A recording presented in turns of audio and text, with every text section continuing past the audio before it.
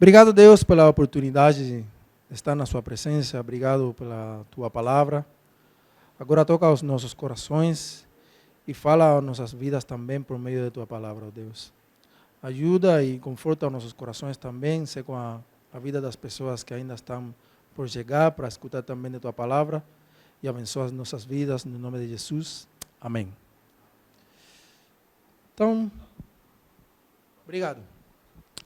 Então, vamos abrir a nossa Bíblia ali, em Efésios 2, versículo 1 ao 10. Efésios 2, versículo 1 ao 10. A gente vai começar ali. Quando vocês... Efésios 2, versículo 1 ao 10. A gente vai estar tratando um tema hoje importante, e é um tema que ele fala do plano de Deus desde o início até o fim da Bíblia, né? E o Efésios está falando um pouquinho disso, e com mais profundidade ele fala da ressurreição e de como Deus transformou as nossas vidas, quando a gente estava morto e como agora a gente tem vida por meio de Jesus, né? Então, vamos ler aqui, vamos começar com a leitura, vamos até o versículo 10 e aí eu vou entrar então no tema. Vocês estavam mortos em suas transgressões e pecados, nos quais costumavam viver quando seguiam a presente ordem deste mundo e o príncipe do poder do ar, o espírito que agora está atuando nos que vivem na desobediência. Anteriormente, todos nós também vivíamos entre eles, satisfazendo as vontades de nossa carne, seguindo seus desejos e pensamentos. Como os outros, éramos por natureza merecedores da ira. Todavia Deus, que é rico em misericórdia, pelo grande amor com que nos amou, deu-nos vida juntamente com Cristo. Quando ainda estávamos mortos em transgressões, pela graça vocês são salvos. Deus nos ressuscitou com Cristo e com Ele nos fez assentar nos lugares celestiais em Cristo Jesus, para mostrar nas eras que hão de vir a incomparável riqueza de sua graça, demonstrada em suas bondades para conosco em Cristo Jesus. Pois vocês são salvos pela graça, por meio da fé, e isto não vem de vocês, é dom de Deus, não por obras para que ninguém se glorie, porque somos criação de Deus, realizada em Cristo Jesus para fazermos boas obras, as quais Deus preparou de antemão, para que nós as praticássemos. Ressurretos em Cristo. Efésios começa falando nos 3 primeiros versos a condição que a gente tinha. E eu encontrei um pequeno paralelo, né? Jesus estava morto, mas Deus o ressuscitou e o exaltou. E nós estávamos mortos, mas Deus nos deu vida por meio de Cristo, Ele nos exaltou também. Acho que na primeira parte desses, do versículo 1 ao 3, Deus estava falando de nossa condição. Estávamos mortos por nossos pecados, por nossas transgressões, por nossa forma de viver. A gente vai falar um pouquinho depois sobre isso, mas no mundo ocidental, quando a gente fala forma de viver, forma de andar, a gente fala, ou a gente pensa que é um passeio agradável, né? É um passeio no parque, é um passeio no Ibirapuera, é um passeio na Paulista, dependendo do horário. Mas no mundo oriental, esse viver é visto de uma forma diferente, né? É visto com uma coisa, um andar, com uma visão diferente. A nossa condição, antes de conhecer a Jesus, antes de aceitar a Jesus, a nossa condição humana era um obstáculo na presença de Deus. Era um obstáculo por quê? Porque a gente tinha pecado nas nossas vidas. E Deus que trouxe? Deus trouxe uma solução. Qual era a solução? Jesus. Ele enviou Jesus porque a gente estava vivendo a vida de nossa forma, do nosso jeito, com uma vida fora do que Deus queria para nós. Então, os pecados, na presença de Deus, qual é o significado deles? É um delito, certo? Deus não aceita o pecado. Deus não tem uma negociação com o pecado. Ele não aceita e, portanto, a ira de Deus, em muitos momentos, está sobre as nossas vidas. Tudo bem, a gente quando não conhece a Jesus, está sob a ira de Deus. Mas uma vez que a gente conhece, isso já é transformado, já é mudado. Por quê? Pelo amor de Deus, pela graça de Deus. Diante de Deus, a gente tinha uma condição de rebeldia e uma condição de fracasso. Porque quando eu falo, a gente tinha uma condição de rebeldia, uma condição de fracasso, isso pode ter um som meio que estranho para a gente. Bom, a gente estava em uma condição espiritual errada, que não era a que Deus nos criou desde o início para viver conforme a sua vontade, conforme ao plano que Ele tinha desenvolvido para cada um de nós. Então, a gente vivendo essa vida conforme aos nossos desejos, agradando a carne e não ao Espírito Santo, já está deixando que a primeira parte o primeiro que a gente pode ver aqui no primeiro versículo é: vocês estavam mortos em suas transgressões e pecado. Transgressões é o quê? É passar dos limites de alguma coisa. É ir mais longe quando você não pode, não é permitido. É como as fronteiras. A gente tem em cada país uma fronteira. Para você passar uma fronteira, você tem que pedir uma permissão. Mas muitas vezes as pessoas não pedem uma permissão. As pessoas vão, fazem e pronto, acabou. Só que no nosso caso, a gente tinha uma condição e a gente estava fazendo coisas muito erradas diante da presença de Deus. E que fala no versículo 2, diz: nos quais costumavam viver quando seguiam a presente ordem deste mundo e ao príncipe do poder do ar, o espírito que agora está atuando nos que vivem na desobediência. A gente não tinha condição de escutar a voz de Deus. A gente estava cego ao mundo espiritual que Deus queria para nós. A gente estava em um mundo espiritual errado, mundo espiritual do pecado, das transgressões, de fazer as coisas conforme ao meu jeito e não conforme a como Jesus queria que a gente atuasse ou atue nas nossas vidas. E quando Deus fala, ou quando a palavra fala aqui de o príncipe do poder do ar, é um ambiente nebuloso. O poder do ar está falando do diabo. E o diabo é esse príncipe de maldade. E como o príncipe de maldade, no final, o que ele quer fazer? É roubar e matar. Para isso ele veio para a terra, para roubar, para matar. A gente pensa, mas o diabo não é uma pessoa física. Tudo bem, mas o diabo usa pessoas físicas para muitas coisas. O diabo usa muitas vezes nossas próprias vidas, quando a gente não está em Cristo, para fazer muitas coisas erradas. E como eu comentei anteriormente, Deus não se agrada com isso. Deus não tem negociação com o pecado. Então, a gente estava quê? Estávamos escravizados. Eu falava sobre o andar. Esse andar fora do que Deus quer para nossas vidas. O nosso andar era um andar de delitos, um andar em pecado, onde não havia liberdade nenhuma, senão escravidão. A gente era escravo do pecado.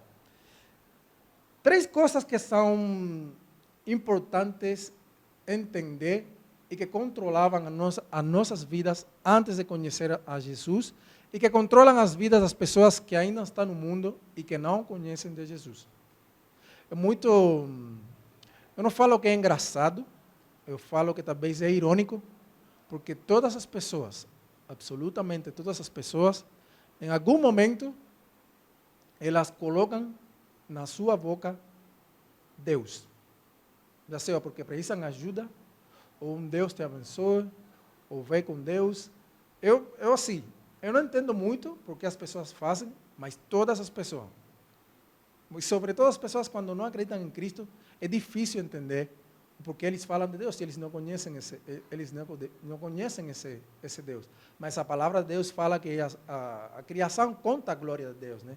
Então, de uma certa forma ou não, eles vão vir o conhecimento de Jesus. 3 coisas que são importantes e que controlavam as nossas vidas quando a gente não estava na vida cristã, né? Na vida de Deus.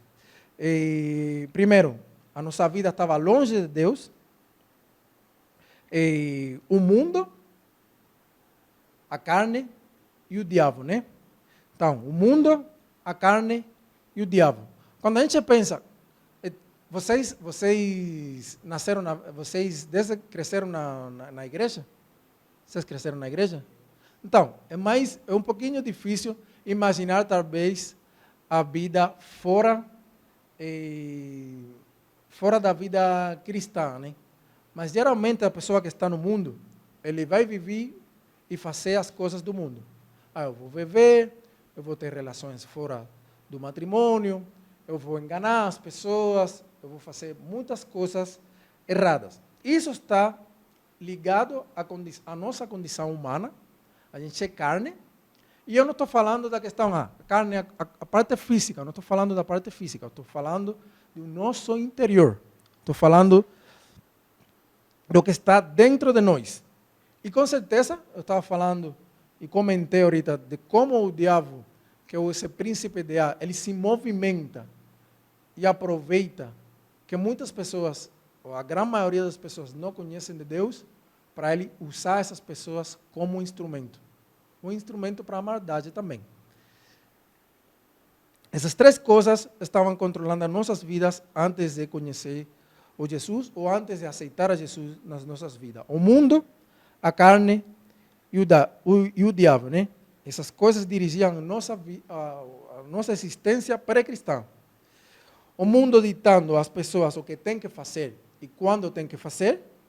O diabo, o governante, como eu falava, do reino do ar, e ele tem domínio sobre todo o principado e toda a potestade na terra, isso é um fato, e a carne que opera nas coisas invisíveis das nossas vidas, e que com certeza deixam cada um de nós em escravidão, com nossa natureza humana dando lugar ao ego. A gente vai ver um pouquinho mais para frente o como esse ego forma parte intrínseca de nossa vida. No versículo 3, diz: anteriormente, todos nós também vivíamos entre eles, satisfazendo as vontades de nossa carne, seguindo seus desejos e pensamentos, como os outros, éramos por natureza merecedores da ira. A gente estava condenado por causa da ira de Deus. Condenado por causa desse pecado. É uma verdade desagradável? É. Por natureza, a gente já era filho da ira de Deus. Por essa natureza pecaminosa. Mas Deus tinha um plano. Tinha um plano para mudar essa condição de estar sob a ira e mudar para um plano de viver na graça de Deus. Mas a gente já vai chegar lá. A ira representa o quê? Representa a hostilidade, representa a constante luta e a constante rejeição de Deus contra o mal e contra o pecado. A sua ira não é incompatível com o amor de Deus. Tanto que a gente conhece de Jesus. O que acontecia no Antigo Testamento? Quando uma pessoa não fazia o que Deus falava para fazer, o que acontecia? A pessoa morria, ok? A pessoa morria, ok? E o que fez Jesus quando ele veio, depois no Novo Testamento? O que fez Jesus? Qual foi a mudança que ele trouxe com relação ao Antigo Testamento? Qual foi a mudança que ele trouxe com relação a essa primeira forma em que Deus talvez tratava, a pessoa ele falava, faz isso, a pessoa não fazia, a pessoa morria. E o que fez Jesus quando ele veio no Novo Testamento? Qual foi a condição que ele trocou, que ele mudou nesse processo? O amor de Deus. O amor de Deus. Eu, o outro dia, estava comentando com uma amiga, porque ela me mandou um vídeo de um menininho perguntando para um pastor com relação a por que Deus permitiu que Eva pecasse, ou Adão pecasse no jardim.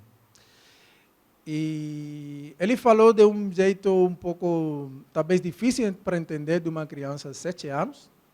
Eu não concordei muito também com o que ele falou, porque ele falava que era para que a gente começasse a adorar a Deus, porque Deus estava irado com as pessoas.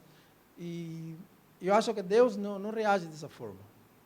Deus é um Deus de misericórdia, a gente vai ver isso agora, né, em Efésios. E Deus tinha um plano, sim, mas palavras foram dadas para Adão e para Eva, para não fazerem certas coisas. Mas Deus também não criou um robô. Deus criou uma pessoa que ele era capaz, ou ela era capaz, de tomar suas próprias decisões. Então Deus falou de quê? Vocês têm tudo aqui, vocês vão colocar número em todas as coisas, e vocês podem fazer isso, isso, isso aqui. O único que vocês não vão tocar é tal coisa. Ele deu essa autonomia para a pessoa poder andar e poder fazer suas coisas. Mas eles perderam, de certa forma, esse privilégio. E esse privilégio fez que a humanidade depois estivesse sob o pecado, sobre a ira de Deus. Que até o momento de Jesus vir e fazer esse sacrifício de se entregar por nossas vidas, cara, se você não fazia uma coisa, Deus fazia, tudo bem, não vai fazer, eu vou tirar a sua vida. Embora que eu acho e acredito que Deus teve misericórdia de muitas pessoas no Antigo Testamento, de muitas pessoas. Deus tinha um plano, e esse plano se mostra na misericórdia de Deus ao entregar a Jesus, o seu Filho.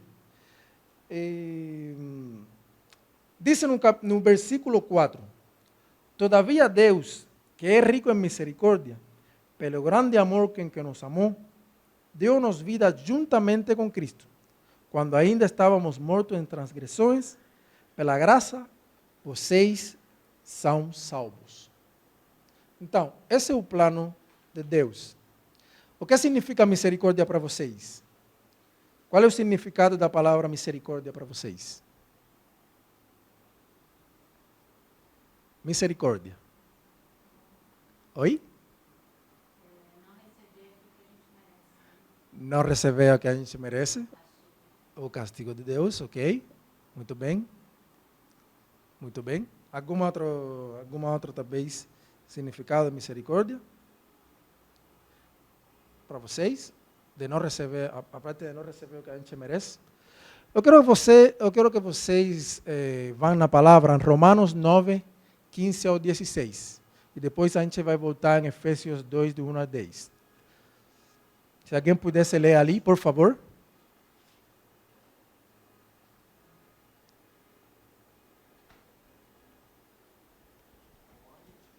Romanos 9, versículo 15 ao 16. Se alguém puder ler, em altavoz. Romanos 9.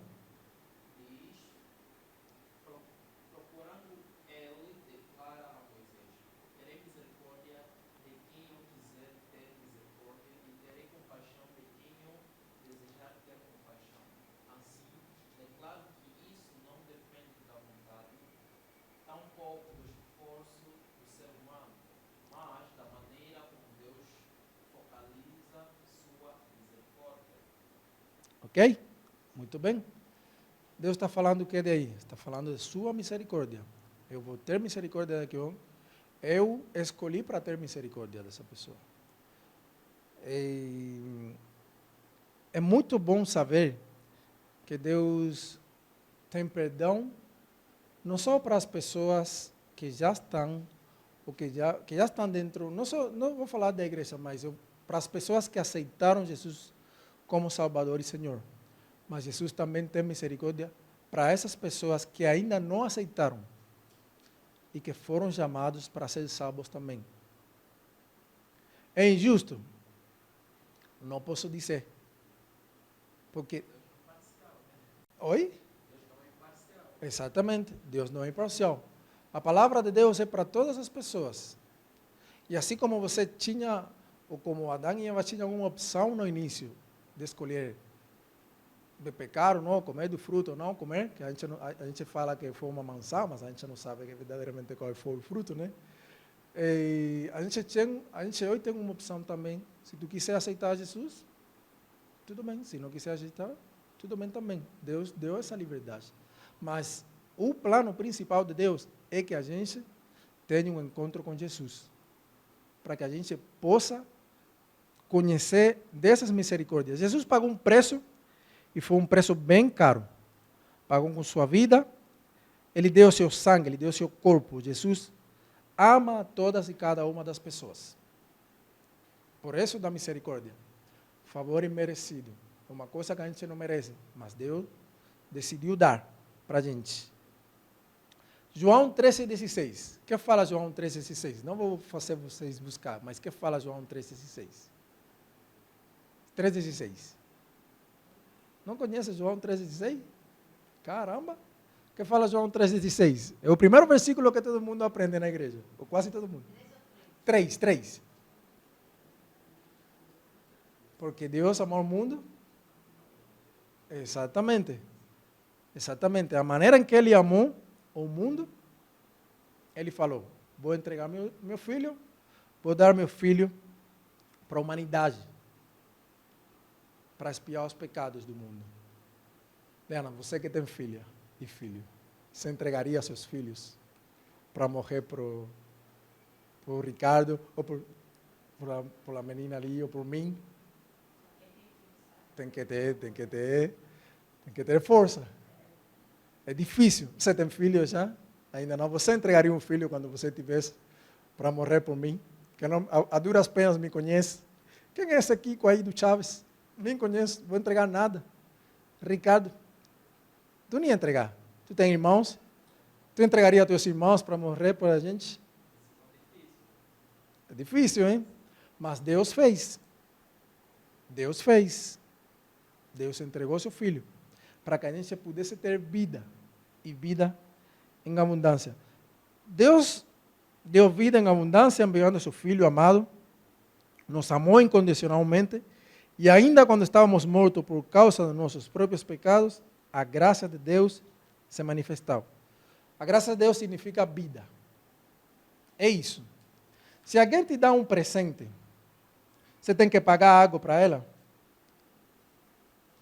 Se alguém dá um presente para você, você precisa pagar algo de volta para essa pessoa? Por quê? Porque é um presente, certo? Então, foi o mesmo que Deus fez pela gente. Ele deu um presente. E temos vou falar assim, as responsabilidades como cristãos de mostrar esse presente para outras pessoas. Mostrar esse presente para outras pessoas. A gente não pode esquecer o que somos por natureza. Por natureza, a gente é pecador. Mas, quando a gente fala da graça de Deus, a gente fala da compaixão divina.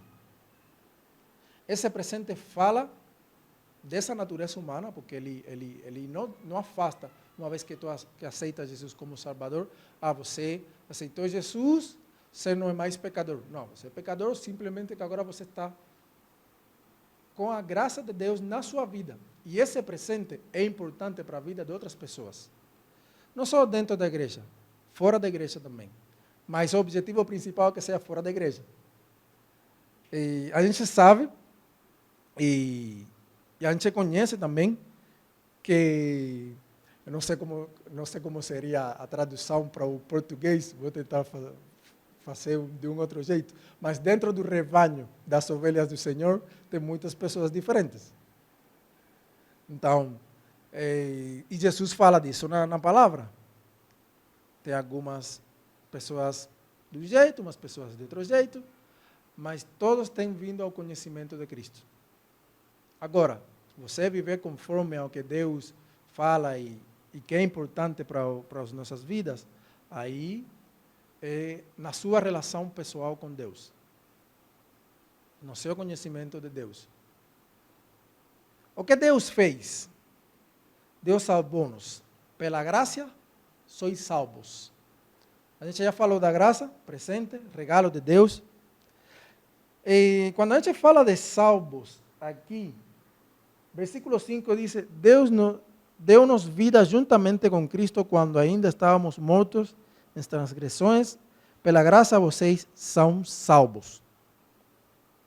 Aqui esses salvos, eu não sou muito dado na gramática do português, porque a gente me pergunta, português é difícil? Cara, eu ainda estou aprendendo, com muitos anos que eu levo no Brasil.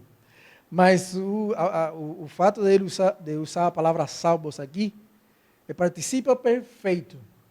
Tem uma palavra que é sesomenoi. Sesomenoi. E que significa isso? Enfatiza as consequências da ação salvadora de Deus. Então, vocês já são salvos. É perfeito. Isso é uma coisa perfeita. Uma vez que você conheceu Jesus, uma vez que você aceitou Jesus na sua vida, você foi selado. Qual é o nosso selo para nossas vidas, uma vez que a gente aceita Jesus?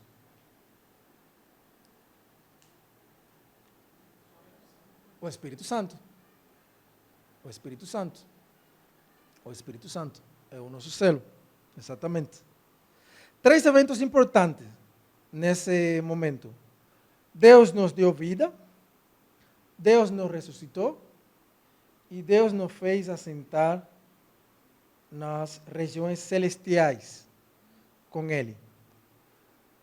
Versículo 6 diz, Deus nos ressuscitou com Cristo e com Ele nos fez assentar nos lugares celestiais em Cristo Jesus, para mostrar nas eras que hão de vir a incomparável riqueza de sua graça, demonstrada em sua bondade para conosco em Cristo Jesus. Agora, como filhos, temos a oportunidade de, vamos falar assim, de desfrutar a ressurreição, a ascensão e a exaltação. A gente está vivendo na terra, certo? A gente está vivendo como cristãos na terra. Então, a gente está levando nas nossas vidas o exemplo de Jesus.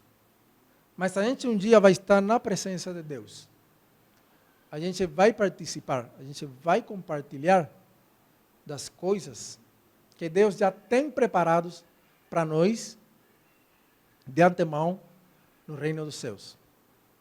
Então, a gente já recebeu a ressurreição espiritual, no caso, né? Já recebeu essa ressurreição espiritual. A gente agora vai ter essa ascensão e a gente vai ter exaltação de parte de Deus.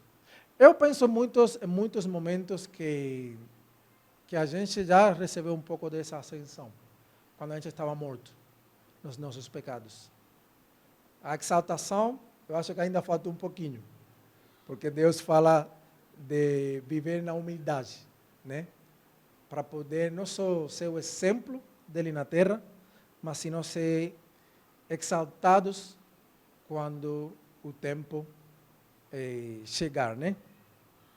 Por que Deus fez, ou por que Deus, vocês acham que Ele entregou Jesus por nossas vidas? Só pela salvação? Só por isso? Ou tem mais alguma outra coisa? Por que vocês creem que Deus entregou Jesus por nossas vidas? É só a salvação mesmo? Que outra coisa Deus queria com o ser humano que Ele falou, vou mandar meu filho Jesus para que eles sejam salvos. Que outra coisa Deus também pensou? Teve no seu coração. O que sucedeu? O que aconteceu quando Adão e Eva pecaram? O que aconteceu ali? No momento do pecado deles. Mas antes de serem expulsos, o que aconteceu? Os olhos se abriram, ok? Exatamente, os olhos se abriram. Mas a gente teve uma ruptura. Exatamente. A gente teve uma ruptura. Porque eles foram afastados de Deus, basicamente. Os olhos se abriram, Eles começaram a conhecer e ver outras coisas, tanto que eles descobriram que estavam nus, que anteriormente era nada. Então, isso ali fez com que Deus fizesse uma coisa nova. Pensasse, o que eu posso fazer para trazer de volta a humanidade, para ter uma relação pessoal comigo? E é importante entender, cara, como Deus, apesar de todas as coisas, ainda pensa na humanidade. E tem 4 coisas que a gente consegue descobrir, né? Primeira iniciativa, Salvador, de Deus para nossas vidas. Se mostra onde? No amor de Deus. Se mostra na graça, na misericórdia e na bondade. Uma vez mais, essa iniciativa salvadora se mostra no amor, a graça, a misericórdia e a bondade de Deus. Mas por quê? Deus precisa da gente. Deus precisa da gente? Acredito que não. Mas Ele queria ter essa relação pessoal com sua obra mais perfeita. Ser humano. A gente recebeu esse favor merecido, como a gente estava vendo anteriormente. Éramos pecadores. Agora somos redimidos pelo sangue e o sacrifício de Jesus. O nosso ego ele foi esmagado, basicamente, porque pela graça é um presente, você não paga nada. Então não dá lugar que a nossa humanidade fale, eu fiz tal coisa e eu mereço que Deus me dê a vida. Cara, não é de você, é de Deus. A graça e a misericórdia de Deus é livre e merecida para conosco.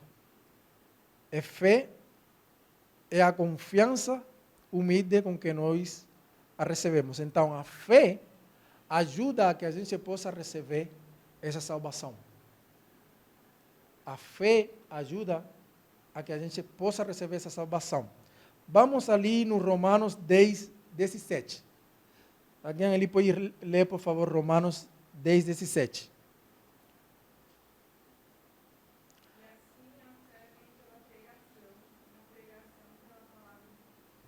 Exatamente. Quando vocês conheceram de Jesus, ou escutaram de Jesus pela primeira vez, vocês falaram, eu vou aceitar e pronto, acabou. Não é assim. É por fé que a gente decidiu aceitar a Jesus. Senão a gente teria dito, não quero.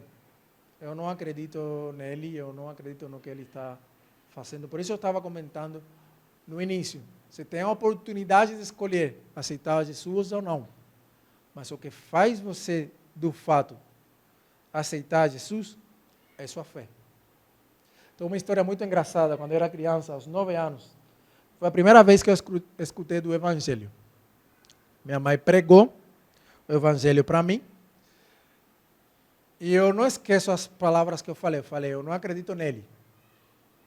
Eu não sei quem é esse Jesus, eu não sei quem é esse Deus, eu não conheço. É muito engraçado porque isso está ligado a uma situação, basicamente. Meu pai, na época, tinha trazido alguns brinquedos, roupas e tal, e eu, como criança, estava muito feliz, né? Muito contente. E eu lembro que isso foi perto do meu aniversário.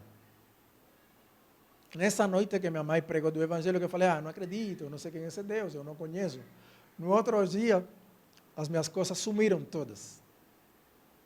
As janelas da minha casa ficaram abertas. O que aconteceu? Roubaram toda a roupa que foi deixada em cima da mesa, em cima da cama. Aí eu falei, agora eu vou buscar desse Deus para ele devolver minha roupa. Nunca devolveu, mas eu demorei para aceitar Jesus. Passaram, sei lá, uns 5 ou 6 anos. Eu aceitei Jesus como com 15. Eu só comecei a ir na igreja porque eu queria que minha roupa fosse devolvida. Eu quero minha roupa e meus brinquedos de volta. Eu não aceitei Jesus de primeira, porque eu falo, eu acredito nele. Não, se eu estava falando que eu não acredito, tu não acredita, eu vou te mostrar que eu existo, que eu sou um Deus real. Aí, com 15 anos, eu tomei a decisão de aceitar Jesus como Senhor e Salvador de minha vida. Mas passou um tempo, porque eu estava indo na igreja só por interesse mesmo. Alguma coisa eu queria de Deus. Só que nunca chegaram essas coisas de volta, nunca foram devolvidas. Então, a fé não exige da gente que Deus tem que dar alguma coisa em troca. Ele já deu seu filho. Tu quer mais? O que mais tu quer? Além de seu filho. Isso é sacrifício. Não, mas a gente pensa em coisas materiais. A gente pensa em uma viagem. Eu vou só aceitar Jesus se Ele dá tal coisa para mim. Não é isso. A salvação vai além de só ter a Jesus no nosso coração, porque Ele vai dar alguma coisa que a gente precisa. A gente não precisa trabalhar para ter a salvação. A gente não precisa fazer absolutamente nada por isso. Somos salvos mediante a fé, como um dom de Deus. Então, um dom é uma coisa que Deus dá. Pronto, presente. Estávamos mortos e teríamos que ser vivificados para podermos crer. A gente foi vivificado para poder crer em Jesus. A salvação não tem mérito humano, não tem espaço para arrogância humana. Então, por isso Deus fala que é por graça, né? De graça, essa salvação. Que outro versículo? Vamos no seguinte versículo aqui. Diz, Deus nos ressuscitou com Cristo e com Ele nos fez assentar nos lugares celestiais em Cristo Jesus, para mostrar nas eras que hão de vir a incomparável riqueza da sua graça, demonstrada em sua bondade para conosco em Cristo Jesus. Pois vocês são salvos pela graça, por meio da fé, e isto não vem de vocês, é dom de Deus, não por obras, para que ninguém se glorie. Então, Jesus é a representação viva do amor, através da bondade, através da graça, através da misericórdia de Deus para com nossas vidas. Isso é uma demonstração incomparável da riqueza de Deus. A que tipo de riqueza Deus está se referindo aqui? Riqueza espiritual. Deus está falando de riqueza espiritual. Eu estou dando do que eu tenho, que basicamente é meu filho, para que vocês possam ter a vida, para que vocês possam ter essa misericórdia, e para que vocês possam receber essa misericórdia também, e para que vocês possam ver a minha bondade em vocês. E o que somos agora? Sem ninguém na fila do pão. Não, a gente é alguém agora, pela identidade de Jesus nas nossas vidas. Como Deus chama a cada uma das pessoas que aceitam o seu Filho, Jesus? Como Ele chama? Qual é o nome que Ele dá para essas pessoas, uma vez que eles aceitaram a Jesus, ou uma vez que a gente aceitou a Jesus? Filhos. Filhos de Deus. É um privilégio ser chamado filhos de Deus. É um privilégio. Um privilégio porque tinha duas palavras lá no grego, no estudo, que eu estava tentando entender como fazer a pronúncia dessas duas palavras. Não descobri, não trouxe as palavras no grego, mas uma delas está muito perto da palavra poema. Poema. E poema é o quê? É uma obra de arte. É uma obra-prima. A gente foi chamado filhos de Deus, a gente é uma obra de arte, a gente é uma obra-prima. E como a gente sabe disso? Não só pelo que a gente está vendo aqui na palavra, em Efésios, mas vamos ali. Eu quero que vocês procurem Salmo 8, do 4 ao 5. Salmo 8, do 4 ao 5. Vocês já pensaram? Eu fui feito, e quando eu falo fui feito, eu falo a gente, né? A gente foi feito quase perto, ou com um pouquinho menor, a honra de um anjo. Vocês já pararam para pensar nisso? Acho que não. Eu nunca pensei. Meu nome é Anjo, mas eu nunca pensei nisso. Falei, gente, como Deus tomou de seu tempo para criar pessoas de diferentes etnias, diferentes nacionalidades, diferentes línguas, quase com a honra de um anjo. E isso me leva a pensar que, como cristãos, como filhos de Deus, a gente não é anjo, né? Não estamos ainda nessa condição. Não sei se Deus, quando nos leve à sua presença, vai transformar a gente em um anjo. Eu não sei. Não tenho muito conhecimento dessa parte aí, não. Mas tem uma coisa importante. A gente é um mensageiro de Deus na terra. A gente é um mensageiro de Deus na terra. Então, o fato de Deus pensar e dizer, cara, eu vou criar o ser humano, eu vou colocar na terra, eu vou fazer eles minhas obras-primas, para me servir, por meio da salvação. É um privilégio muito grande e que a gente não merece. É um privilégio muito grande e que a gente não merece. Isso está conectado com o propósito de Deus para a sua vida. O propósito de Deus para nossas vidas. Vocês já sabem qual é o propósito de Deus para a sua vida? Já descobriu? Ou já está fazendo alguma coisa, já está trabalhando no processo de descobrir esse propósito de Deus para a sua vida na Terra? Uma coisa que quando começou a pandemia, eu pensava muito, cara, a gente entrou em um processo difícil. A gente vai ficar em casa, a gente vai ter que trabalhar de casa, a vida vai mudar, a rotina vai mudar, muitas coisas. Alguma coisa tem que fazer diferente, né? Ou para você não ficar entediado, ou para você não surtar. E a gente tinha que, de certa forma, encontrar um propósito para poder estar ali em casa, fazer alguma outra coisa além do trabalho, além de estudar. E eu acredito que, quando a gente fala de Deus, com certeza o propósito dele nas nossas vidas é muito maior que simplesmente, cara, vou mudar minha rotina do dia a dia. Não, porque não é rotina. O seu propósito, o valor dele não é só o terrenal. O seu propósito vai além. Ele vai chegar aonde? Nas regiões celestiais. O seu propósito, ele está conectado com o que Deus quer para a sua vida. E o propósito não é seu. Você não pode esquecer, não é seu. É de Deus para a sua vida.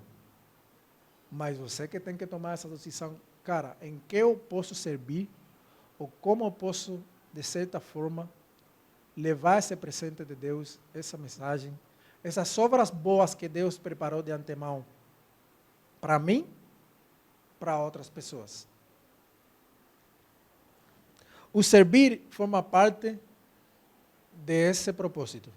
Eu não sei se é ser pastor, eu não sei se é ser professor, maestro, talvez servir a uma outra pessoa, eu não conheço. Acho que cada uma das pessoas aqui tem um propósito diferente. E Deus tem um propósito diferente para cada um de nós. É da gente descobrir esse propósito com oração, com a leitura da palavra e com certeza com a guia, Deus guiando, né? Esse processo. O versículo 9 e 10. Basicamente, vamos vir do 8. Esse versículo 8, ele ajuda no processo de entender melhor, talvez o versículo 9 e 10 também. Pois vocês são salvos pela graça por meio da fé, e isto não vem de vocês, é dom de Deus, não por obras, para que ninguém se glorie, porque somos criação de Deus, realizada em Cristo Jesus, para fazermos boas obras, as quais Deus preparou de antemão, para que nós as praticássemos. No início eu comentei que a gente estava morto ao pecado. Eu comentei que a gente estava escravizado, mas que Deus tinha um plano, e esse plano foi consumado por meio de Jesus.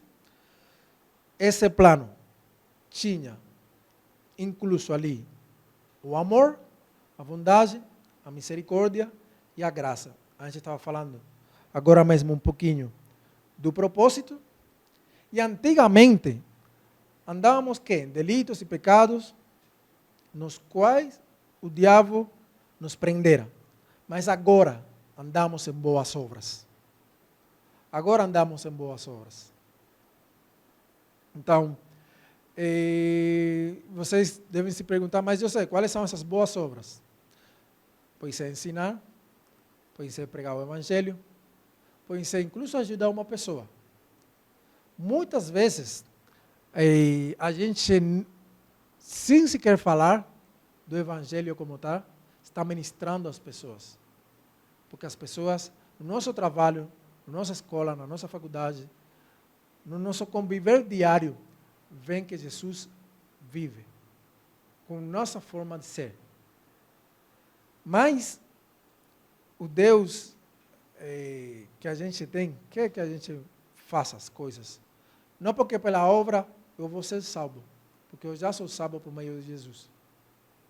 Mas a obra está conectada com o que Jesus está fazendo, a transformação que Jesus está fazendo nas nossas vidas. É um contraste entre dois estilos de vida, né? Anteriormente a gente estava vivendo longe de Deus, agora a gente vive perto. A gente estava vivendo um mundo diferente ao que Deus quer para nossas vidas.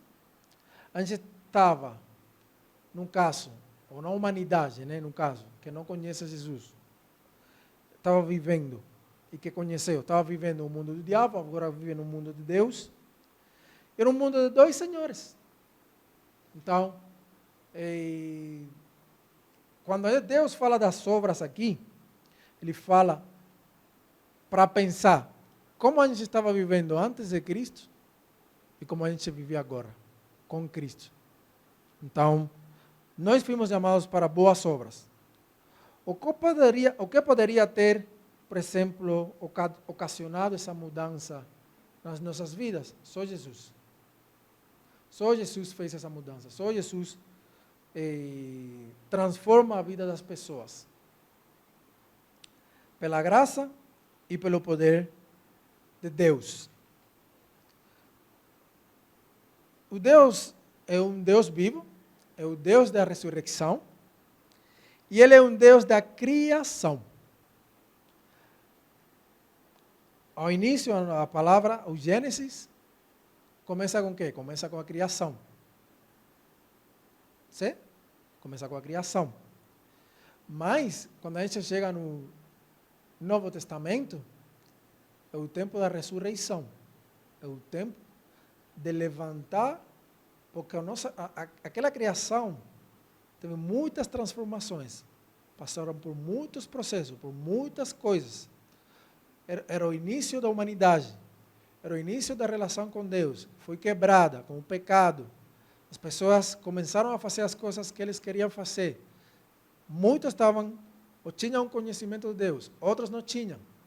Mas só com o Novo Testamento é a revelação de que Deus tinha um plano desde o início para ter uma comunhão constante com o homem. O que aconteceu quando a Torre do Babel lá? Os seres humanos falaram no ego, a gente vai fazer um prédio aqui que vai chegar lá no céu. Deus falou, beleza, vai fazendo aí que eu vou agora transformar a sua língua. As pessoas não conseguiam se entender. A obra, o que aconteceu com a obra? Acabou a obra. Então, sempre que Deus fala sobre obra, é uma obra que está conectada com o propósito dele. É uma obra que foi e que é feita para exaltar o nome de Deus. Fora disso, não tem obra, gente. A gente não vai conseguir avançar. Porque só Deus consegue guiar nossa obra, consegue guiar nossos passos, nossos propósitos. Isto indica a necessidade indispensável da graça divina. A ressurreição é dentre os mortos e a criação é do nada. Este é o verdadeiro significado da salvação. A gente estava morto, a gente recebeu a ressurreição. A gente agora é criatura nova em Cristo. E a gente veio do nada a ter todo por meio de Jesus. Eu quero que vocês deem uma olhadinha ali. Tem uma passagem que está rapidinho, com isso a gente vai terminar. Está em Hebreus 5. Se não me equivoco, está em Hebreus 5. Hebreus 4, 16. Mas vamos do versículo 16 até o 9. Por favor. Se alguém achar ali, já pode ler também. É só para mostrar uma coisinha ali pequena e com isso a gente já acaba. Hebreus 4, 16, de 5, 1 ao 9. Muito bem. A gente vê ali, no início, como a gente pode entrar na presença de Deus. Por graça. Eu comentava no início, o que acontecia se você não fazia uma coisa que Deus mandava para você fazer? Você morria. Mas hoje a gente consegue entrar na presença de Deus por meio de Jesus, que é sumo sacerdote. E Deus, de certa forma, fez da gente um sumo sacerdote. Talvez mais pequeno, né? Em comparação com Jesus. Mas a gente tem o privilégio de entrar na presença de Deus. Eu lembro quando eu estava lendo sobre essa passagem aí, quando Jesus entrou e pegou os pães da propiciação. Ninguém poderia ter feito aquilo. Mas Deus teve misericórdia de Davi, porque Davi poderia ter morto. Isso era dado só para o sacerdote, fazer sacrifício. Hoje a gente tem o Jesus como sumo sacerdote, sacrifício vivo, para perdão de pecados, para libertar-nos da escravidão e para dar vida e vida em abundância, por meio da misericórdia e da graça. Então, acredito que Deus é um Deus fiel e a sua misericórdia é isso, né? Foi um presente merecido para nós, que a gente aceita, a gente vive e a gente espalha para outras pessoas que Jesus é um Deus de misericórdia, né? Um Deus de amor, um Deus de bondade e é um Deus que é fiel em todo o tempo, né? Então, vamos orar para terminar e agradecer a Deus pela oportunidade e a sua palavra e de poder ter escutado o que Ele falou para nós nesta tarde. Obrigado, Deus, pela tua palavra, obrigado pela tua misericórdia, obrigado pelas coisas que você fez por nós sem merecer. Obrigado pelo teu Filho Jesus e obrigado pela salvação que é tão importante para a gente. Obrigado por lembrar de nós e agora ajuda que cada um de nós possamos ter um propósito de vida nessa terra. Que a gente possa ter um propósito e que a gente possa colocar em prática esse propósito por ti e para ti, ajudando e trazendo outras pessoas para o conhecimento de Cristo. No nome de Jesus, abençoa a vida de cada uma das pessoas que está aqui nessa tarde e abençoa a vida das pessoas que agora também vai estar no nosso culto e fala nas nossas vidas por meio da tua palavra também ali. Em tu nome oramos. Amém.